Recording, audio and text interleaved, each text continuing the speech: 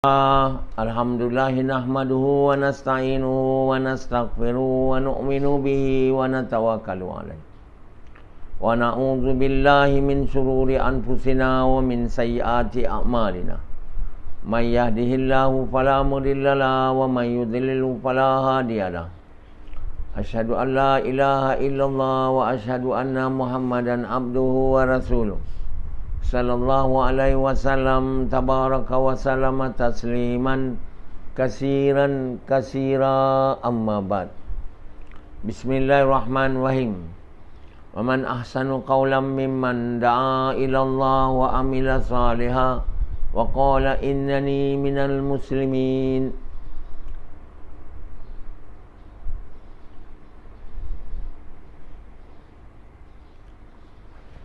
Tuan-tuan, bapa-bapa sekalian dan ibu-ibu sekalian, satu hari kita cakap bahasa Melayu, satu hari lagi bahasa Inggeris. Saya kadang-kadang nak cakap bahasa Inggeris, saya teringat pula hari ini bahasa Melayu. Jadi yang ingatkan saya nak cakap bahasa Melayu ni bukan saya juga, Allah Ta'ala. Semua berlaku dengan kehendak Allah. Saya tak ada ingat nak cakap bahasa Inggeris ni. Lama saya cakap bahasa Melayu ni. Seperti mana kita faham orang Melayu je Islam. Jadi satu sahabat saya, orang India, Hindu, kenalan saya waktu di Twin Check. Dia cakap, Naswar, orang tak faham apa kamu cakap. Kalau kamu cakap Melayu tu, kamu kena cakap Inggeris tu. Saya pun tanya Allah, ada perintah tak? Maka ada perintah. Jadi satu hari Inggeris, satu hari Melayu. Hari ini Melayu. Dah berjalan lebih kurang setahun lah agaknya. Tapi yang bagi faham bukan saya. Saya cakap Melayu pun dia tak faham. Saya tanya lepas bayan ni, faham tak? Pun tak faham.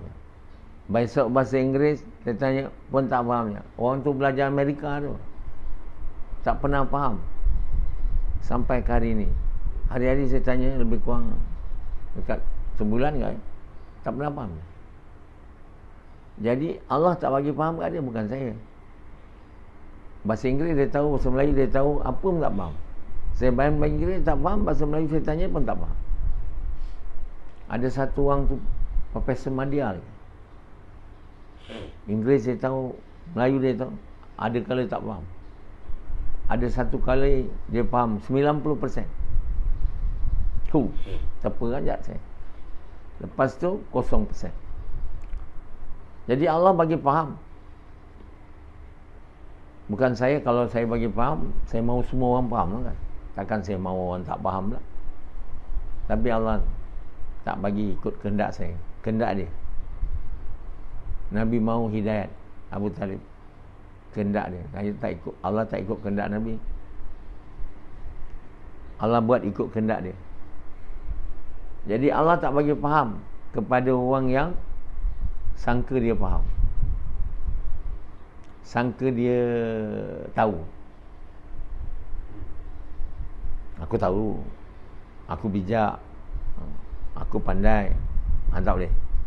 Orang yang duduk dalam bayan atau baca Quran dengan percaya dia boleh faham, Allah takkan bagi faham. Allah bagi faham pada orang yang kata tak ada saya faham, Allah saja faham. Saya tak boleh buat apa. Betul-betul lah, bukan kat mulut dia. Saya tak boleh buat apa, kat mulut dia tak mau, kat hati. Orang yang macam ini Allah bagi dia faham. Sebab itu Allah, bila kita baca Quran tu, Allah mahu kita baca dengan kata saya tak boleh faham, kamu saja boleh bagi faham. Jadi yang boleh faham dengan Allah. Jadi Allah, mana-mana kadang surah, ada surah-surah yang Allah mulakan dengan ayat tak ada orang faham. Pertama sekali surah Baqarah, Alif Lam Mim. Ayat ni siapa boleh faham? Ibnu Katsir tafsir, tak ada siapa yang faham melainkan Allah. Itu bukan tafsir. Bagi tahu je, itu semua kita dah tahu lah. Apa tafsirnya? Tak ada. Kalau ada ayat-ayat yang kemudian tasimim, seperti dulu juga dia tulis tafsirnya. Sebab dia tak tahu kenapa Allah letakkan ayat yang macam itu di awal surah tu. Itu tak tentu ada sebab lah. Takkan Allah berbuat benda tak ada sebab saja je, main-main je. Tak.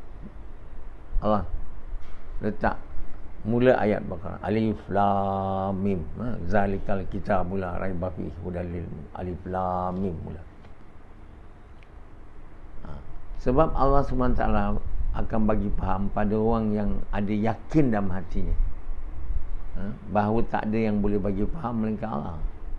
Yang faham hanya Allah. Kalau satu orang baca Quran dengan yakin ni, baru Allah bagi dia faham. Dan kenapa Allah bagi ayat ni di awal surah Baqarah ni? Sebab Allah nak bagi tahu apa yang aku nak sebut dalam surah Baqarah ni, benda yang paling penting dan paling mustahab, utmost important and utmost truth, yang paling benar dan paling mustahab. So kamu baca surah ni dengan penuh dengan penuh tumpuan dan amal ni. So banyak-banyak surah yang Allah mulakan dengan ayat ni menunjukkan Allah nak bagi kita amaran lah. Sebelum baca surah ni, benda yang aku nak terangkan dalam surah ni, benda yang paling benar dan paling mustahab untuk kamu dengar, perhati dan amal. Mana ada orang tafsir macam tu? Ada. Selamanya belum ada. Sebab belum ada yang dibagi faham untuk tafsir. Kenapa belum dibagi faham? Sebab iman lemah. Kenapa iman terlemah? Sebab kerja Nabi tak buat macam Nabi, dengan niat nak suka Allah tak buat. Tak ada siapa buat. Mana nak? Hanya belajar madrasah je. Belajar kitab, buka kitab, mana nak faham? 1000 kitab pun tak boleh bagi faham. Kitab dia tak boleh bagi faham. Yang bagi faham zat yang kekal, itu Allah. Lain tak boleh. Jadi kita bacalah banyak buku, masuklah banyak madrasah, dapatlah banyak ijazah, tak boleh bagi kita faham. Yang boleh bagi kita faham ni Allah sahaja. Kita makin bertambah faham bila Allah bertambah sayang kat kita, cinta kat kita. Lain tak ada. Untuk Allah cinta kat kita, kita kena buat kerja yang pertama sekali, mengajak orang kepada Allah. Ini tak nak buat, dan kena dibuat. Oh, saya buat dakwah, mengajar. Itu bukan dakwah. Dakwah macam Nabi. Oh, macam-macam cara kita boleh buat. Kalau macam-macam cara, tak payahlah Allah hantar Nabi. Tak payah Muhammad SAW. La ilaha illallah, Muhammad tak payah. Sebut la ilaha illallah je kalau banyak cara. Kalau banyak cara semayang, buatlah. Kenapa pula dakwah banyak cara, semayang ada satu cara je? Oh, semayang tak lain. Mereka tak faham. Dakwah tu mengajak manusia kepada Allah sebenarnya, bukan mengajar. Mengajak. Dan perkataan mengajak manusia kepada Allah ni, kata Allah paling baik.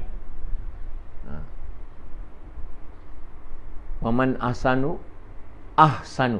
Kalau ustaz dia pandai, dia bahasa Arab ahsanu, mana tak ada lagi baik daripada itu lagi. Ahsanu. Jadi kerja paling baik tentulah kerja mengajak manusia kepada Allah. Kalau perkataannya pun mengajak manusia kepada perkataan baik, kerja tu tentulah paling baik.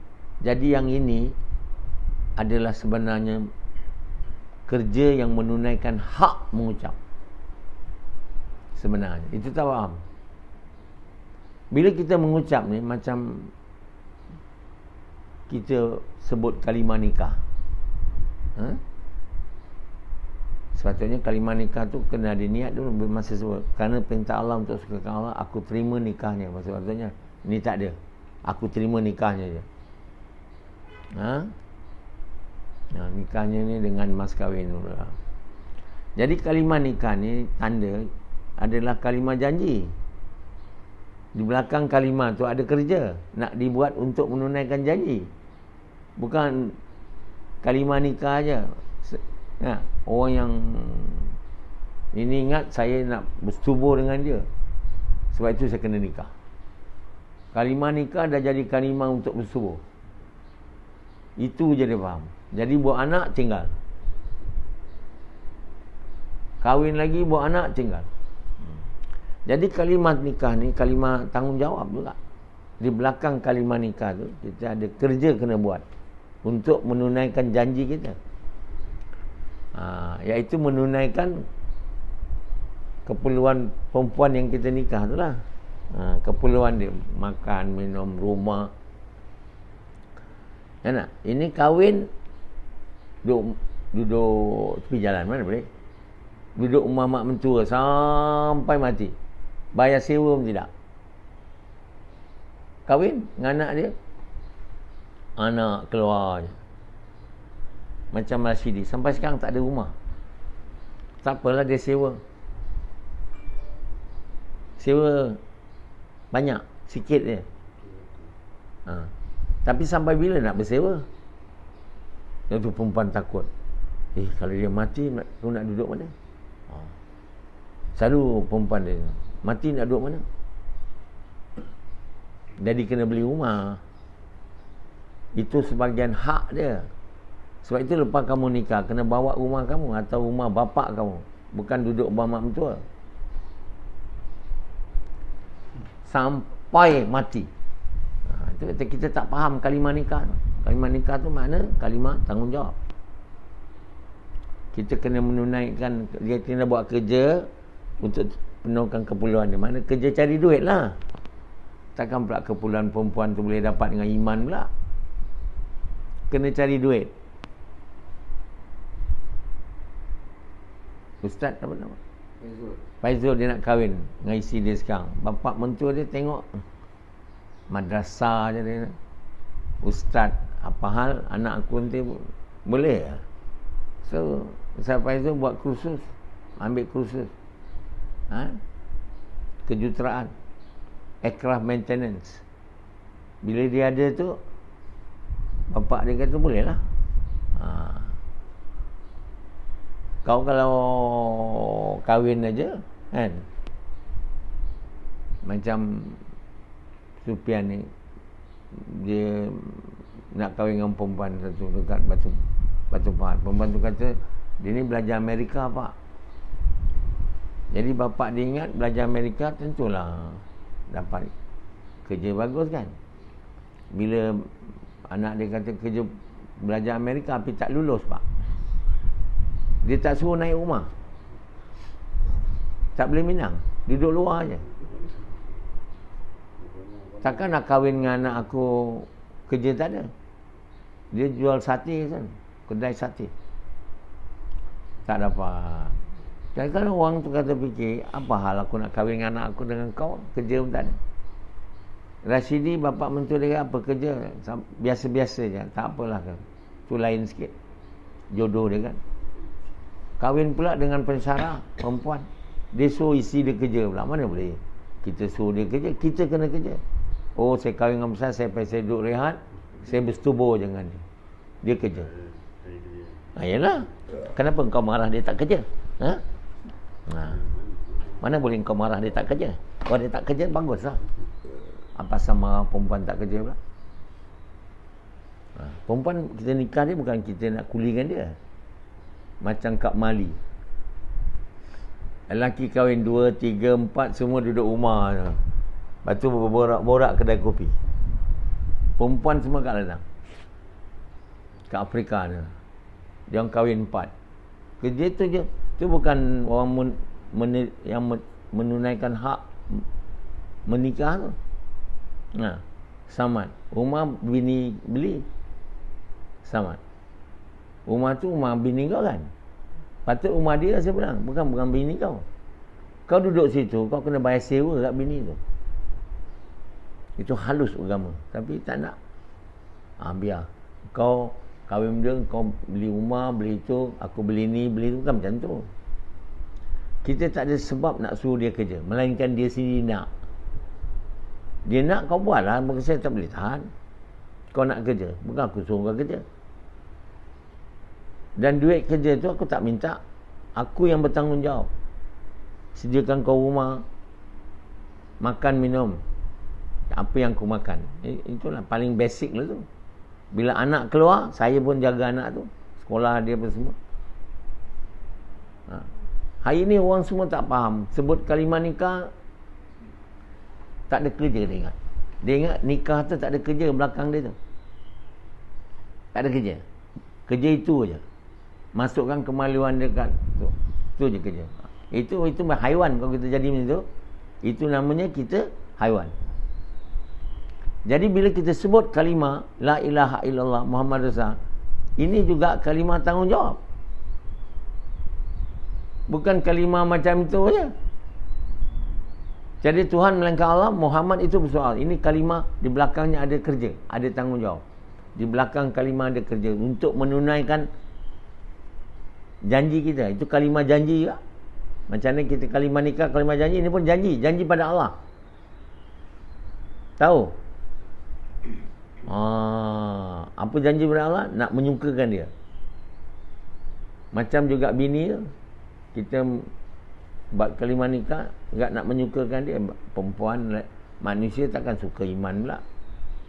Dia suka ada makan, minum, ada kereta dia dibagi kat dia kalau boleh. Allah SWT yang menyukakan dia supaya semua manusia, dia sendiri yang mengucap, dan semua manusia ni beriman kepada Allah dan taat pada Allah. Itu keinginan dia. Jadi bila kita ucap kalimah la ilaha illallah ni, dia ada tanggungjawab. Dia ada kerja yang kita kena buat. Macam kerja cari duit untuk kahwin, ini kerja untuk ajak manusia kepada Allah. Itu dia punya hak dia. Atau mengajak manusia kepada kebaikan, mencegah kemungkaran. Ini tak faham. Semua ulama seluruh dunia yang dipanggil ulama tak faham. Dari dulu lagi, bukan baru sekarang. Tak faham. Dari dulu lagi. Sebab tak ada ditulis. Itulah tanda tak faham. 5 rukun Islam, pertama mengucap. Itu je. Kedua sembahyang. Dah salah dah rukun tu. Jadi kerana orang Islam hanya mengucap aja, macam satu orang kahwin, menikah, mengucap kalimah nikah, yang lain tak ada, berdosa lah. Satu orang yang mengucap kalimah nikah tidak menunaikan hak, berdosa kahwin tu. Jadi jangan cuba nak kahwin 2, 3 suka-suka je. Kata Allah, boleh kahwin 1, 2, 3, 4, tapi kalau kamu takut berlaku adil, kahwin 1. Ini tak. Katanya macam kota pula. Saya belum ambil kota lagi. Baru 1. Mau 2 pula. Mau 3. Ini bukan kota. Baca baik-baik Al-Quran. Kamu boleh kahwin 1, 2, 3, 4. Tapi kalau takut berlaku adil, kahwin 1. Perintahnya 1. Banyak orang mana boleh berlaku adil. Adil mana apa? Adil boleh tunaikan hak Allah dan boleh tunai hak bini. Kalau hak bini boleh, Allah tak boleh, itu tak adil. Kerja dakwah tak boleh. Kerja cari makan tak boleh. Itu tak adil. Nak? Jadi satu orang dulu waktu saya buat kerja jemaah tabligh, saya bayan. Saya kata hari ni orang nak kahwin 1, 2, 3. Dia kata sunnah. Bapak dia sunnah saya. Datang Maulana Hamid pun. So saya mengucap. Mengatakan saya dah syirik lah. Saya bukannya menghina sunnah. Dia kata aku menghina sunnah. Aku beritahu yang kamu faham sunnah tu tak betul. Ada ke sunnah kahwin kau hidup, sunnah Nabi yang kerja tu kau tak hidup? Asyik kahwin 2, 3 macam orang jemaah tabligh di Thailand. Dia orang faham sunnah kahwin. Bukan dia je kahwin 2-3. Orang Malaysia kerja belajar sana yang buat kerja dakwah sana yang nampak bagus bayana, kahwin satu lagi. Saya takut pergi Thailand tu. Dari dulu saya tak pergi. Lama-lama saya pergi, rupanya betul dia offer saya juga. Doktor nak kahwin lagi satu kat Thailand. Aduh, saya bilang inilah perkara yang dia orang faham. Sunnah. Jadi sibuklah kahwin. Satu isi pun dah sibuk, 2, 3 apa lagi? Mana masa untuk kerja dakwah? Itu saya tanya kepada bapa kau sunnah. Bila sunnah besar ni tak buat, lain semua tak boleh jadi sunnah, tahu tak? Lain semua tak boleh jadi sunnah sebab semua tak ikhlas, iman tak ada. Kalau kita kahwin bukan untuk suka ke Allah, dia tak sunnah. Kalau kita pakai janggut ni bukan untuk suka ke Allah, dia tak sunnah. Itu orang tak faham. Ustaz Hamid dia tak faham. Belajar apa madrasah. Aku syura dia pun dia suruh mengucap lah. 4,000 orang tengok. Perkara ni bukan apa, semua orang tahu. Yang tak fahamnya dia. Dia duduk dalam bilik boleh dengar bayan tu. Lepas tu dia suruh semua yang ketawa masa aku cakap tu mengucap balik. Aduh. Perkara ni terpalit pada dia. Di akhirat ni dia akan kena tanya.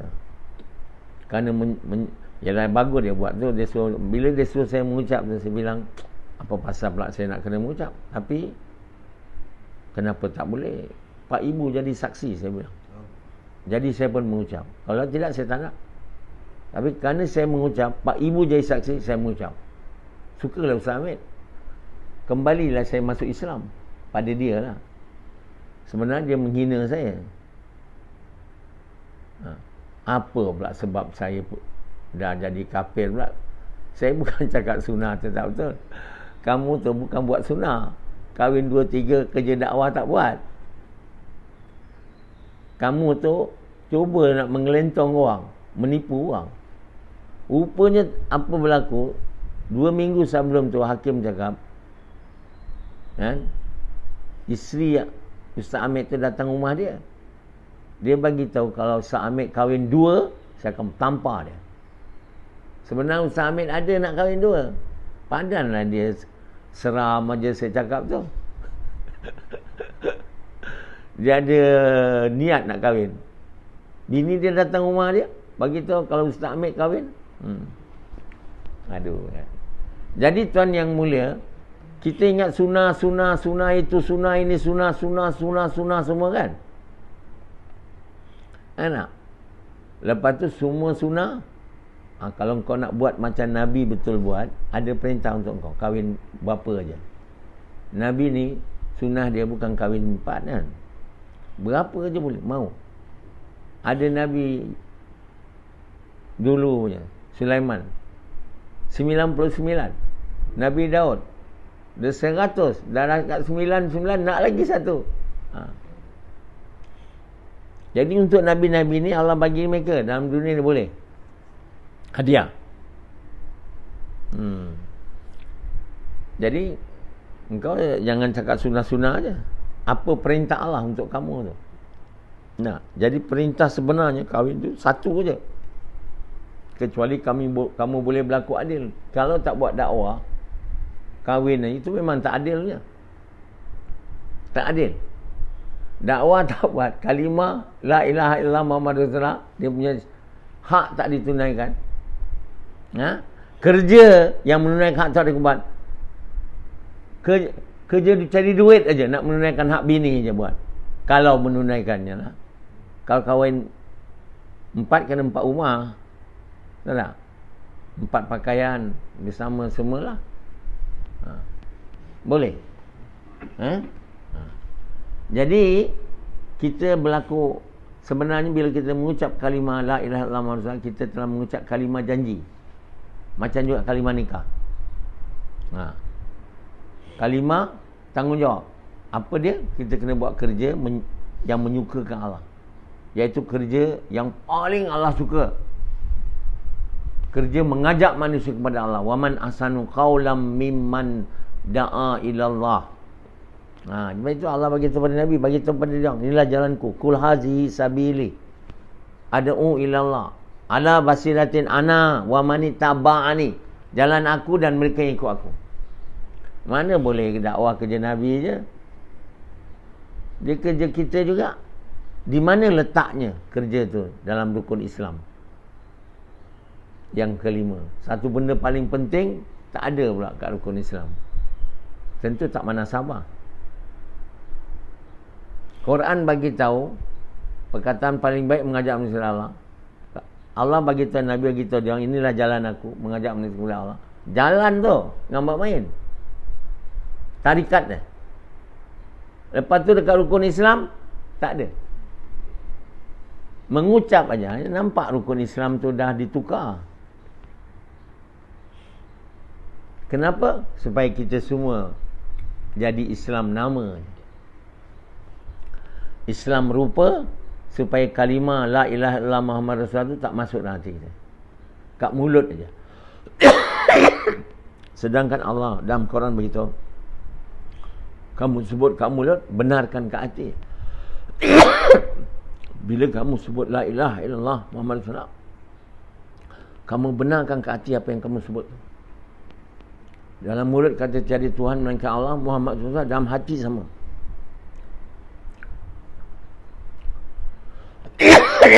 Jadi kalimah la ilaha illallah Muhammad Rasulullah tu kena ada dalam hati. Bila ada dalam hati, baru amalan yang keluar daripada kita, amalan yang namanya perintah Allah, yang kita buat kerana perintah Allah untuk sukakan Allah dengan cara Nabi SAW. Barulah nama sunnah. Ada. Jadi kalimah tu mau ada kat hati. Bukan ada je ke tahap yang Allah mahu. Paling kurang. Kalau kita dah dapat kalimah tu berada dalam hati ke tahap yang Allah paling kurang Allah mahu, baru kita dinamakan orang beriman, beramal saleh. Jadi yang pertama sekali kita nak buat ialah menjadi orang beriman, beramal saleh. Perkara pertama kita kena buat ialah kerja. Selepas mengucap tu, kita kena buat kerja yang menunaikan hak mengucap, iaitu kerja mengajak manusia kepada Allah atau mengajak manusia kepada kebaikan, mencegah kemungkaran dengan cara Muhammad SAW, dengan niat nak buat Allah suka, dengan korban harta diri. Itu tak dibuat. Apa berlaku? Orang Islam kata, ini Nabi punya kerja, bukan saya. Kau tak baca Quran, tak faham Quran. Ana wa man tabani. Jadi kita bila satu orang kita ajak mengucap, sepatutnya lah kita tak boleh berhenti kat situ. Lepas dia dah mengucap, kita ajak dia buat kerja. Mengucap, okey, dah. Pergi lagi orang bukan Islam, mengucap, okey. Berapa orang dah buat dakwah? 5,000 dah mengucap. Dia orang jadi riak pula. 100,000 dah mengucap. Dah tak boleh kira dah. Tak betul tu. Kita kalau ajak mengucap aja, jadi macam kita lah juga. Islam nama aja. Semayang tak ingat Allah. Puasa untuk nama, untuk jadi sihat. Haji untuk nama. Jadi perkara pertama kita kena buat sebelum kita semayang pun, kita kena buat kerja dakwah. Itulah yang dibuat oleh Nabi 10 tahun. Sahabat semua diajak mengucap, dan kamu kena buat kerja yang aku buat. Abu Bakar tanya, aku dah mengucap, apa aku nak buat? Nabi bilang, kamu buat kerja yang aku buat. Jadi yang mula kita kena suruh orang selepas mengucap, dia kena buat kerja dakwah. Kalau kamu mau, kalimah tu masuk dalam hati kamu. Kalau kamu tak mau, tak payahlah buat. Tapi kalau kamu masuk, kalau kamu mengucap, kamu tak mau buat kerja ni, kamu tak boleh namakan orang beriman. Beriman pun tak boleh. Apalagi beriman beramal saleh. Kata Allah pada orang Arab Badui yang nak mengucap aja, tak nak buat kerja. Ya. Kamu jangan kata beriman, Dia orang kata kami beriman. Allah kata kamu jangan tak bagi tahu kepada dia, wahai Muhammad, bagi tahu dia. Kamu belum beriman. Kalimah yang kamu ucap tak masuk lagi dalam hati kamu. Kamu orang yang baru masuk Islam. Masuk Islam maknanya nak jadi orang Islam lah, baru nak. Jadi ni tak. Satu orang kata kalau kamu mengucap kalimah akhir kalam masuk surga. Ini semua hadis palsu. Berye-ye suruh mengucap, lain seluruh hidup tak buat. Nabi bagi tahu pada uncle dia, pakcik dia, Abu Talib mengucap, bukan supaya dia masuk syurga, supaya dia boleh bagi syafaat. Tahu tak? Kalau dia tak mengucap, macam mana nak bagi syafaat? Dia ke masuk neraka tu. Jadi kalau cakap kalimah tu boleh kalau ada orang nak bagi syafaat pula. Satu orang nanti di akhirat, kalau kita nak siapa bagi, kita kata kita kena apply tau. Bila Allah dah lulus baru boleh. Dalam Quran sebut, bukan satu orang hafiz Quran boleh bagi syafaat 10 ahli keluarga. Mana dapat hadis ni? Bila hadis ni tak tally dengan Quran, dia palsu. Yang boleh bagi syafaat ni para nabi, rasul, orang yang dekat dengan Allah, kekasih Allah. Kalau kau nak apply dia suruh bagi syafaat kan kau nak dia bagi syafaat sebab kau mengucap, kau kena apply juga, bukan boleh je. Jadi tuan-tuan bapa sekalian, yang pertama sekali perintah ialah kena mengucap, sebab mengucap menunaikan hak mengucap. Yang ini kena disebut dalam 5 rukun Islam. Mengucap asyhadu alla ilaha illallah wa asyhadu anna dan menunaikan haknya. Ini mau ditulis. Selama ni tak pernah hadis ditulis macam ni. Tak pernah ada. Jadi seluruh umat Islam 1400 tahun berlalu dalam kegelapan. Kerana ni tak ada. Ini sikit je. Nampak sikit, tapi besar. Sangat besar. Ini semua orang ustaz-ustaz dia tak faham. Sebab tak ada dalam kitab. Dalam kitab tak tulis. Ustaz ke, tok guru ustaz ke, guru-guru ustaz ke, guru semua tak buat gas. Kena mencegah mungkar ni macam cara Nabi, bukan cara sendiri. Semayang mau cara Nabi, bukan banyak cara. Cara Nabi je. Sebab itu la ilaha illallah Muhammad Rasulullah. Kenapa tak ada lain-lain sebut? Muhammad Rasulullah je.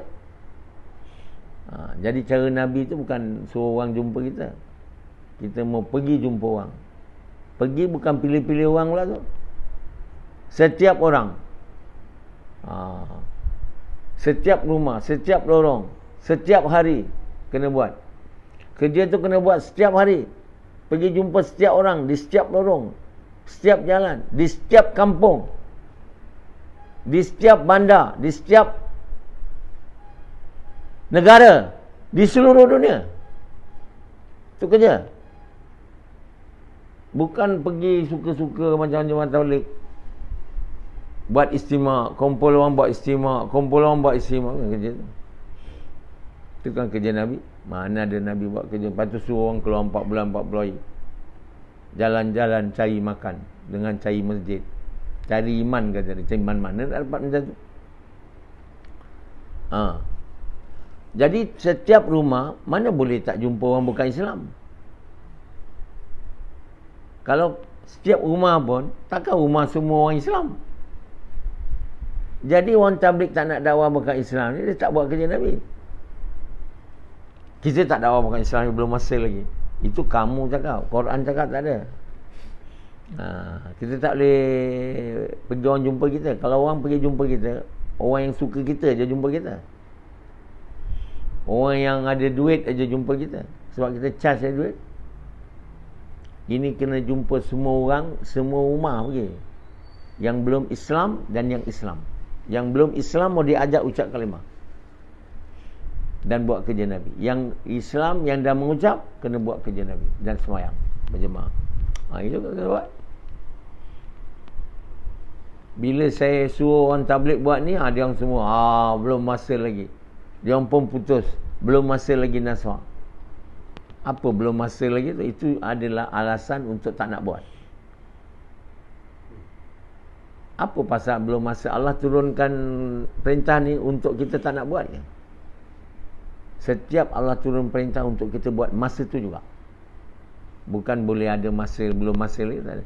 Orang yang mentafsir belum masa lagi nak buat dakwah bukan Islam ni, ni orang yang tak nak buat kerja, yang tak mau menunaikan hak kalimah ni.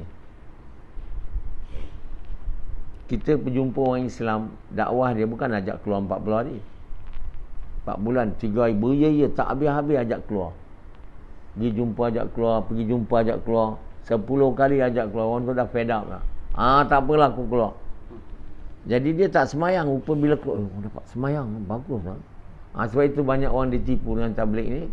Akhirnya sampai mati buat tabligh, semayang rupa je, tak ada iman. Iman tak kuat, khusyuk tak pernah dapat. Jadi yang pertama kena buat pada orang Islam yang dah mengucap, bagi tahu dia, ini kalau kamu tak buat kerja ni, kamu tidak menunaikan hak, tidak menunaikan janji pada Allah. Kenapa? Allah SWT sangat suka bila kita menunaikan hak. Beria-ia mengajak orang kepada dia. Mengajak yang bukan Islam mengucap kalimah ni, mengajak orang yang tak nak Allah supaya nak Allah. Orang yang tak nak Allah, orang yang tak nak mengucap. Simple je. Bila dia nak Allah, maknanya dia nak mengucap. Bila dia nak mengucap, kata sila buat kerja ni supaya apa yang kamu ucap boleh masuk dalam hati kamu. Kalau tidak, apa hal? Buat apa? Mau ajak dia cash kalau boleh. Sila sekarang buat. Tidak daripada masjid tiap-tiap hari lepas semayang kita buat gas 45 minit. Satu hari sekali je, 40 minit ke satu, paling kurang paling lebih 1.5 jam. Senang aja. Daripada rumah pun boleh dengan isteri, daripada hotel pun boleh kalau kita travelling. Apa pasal pula nak pergi ke surau pula? Semayang berjemaah pergi surau lah. Senang aja. Doa, pergi zikir lah. Sambil 40 minit balik ke hotel, doa. Atau kat rumah. Jadi orang paling bagus ialah tiap-tiap hari dia buat gas dengan lelaki, rumah ke rumah juga dengan isteri dia di waktu yang lain. 2 gas lah. Satu dengan bini, banyak kerja lah. Jadi bini kita pun dakwah, dia pun menunaikan hak. Bukan kerja ni untuk lelaki je nak menunaikan hak kalimah, perempuan pun kena. Jadi kita tak buat kerja tu, dia pun tak ada kalimah masuk dalam hati dia. Macam mana nak, bila kalimah dia dah masuk ke hati, ke tahap yang Allah mahu, baru kita ada diberi ikhlas.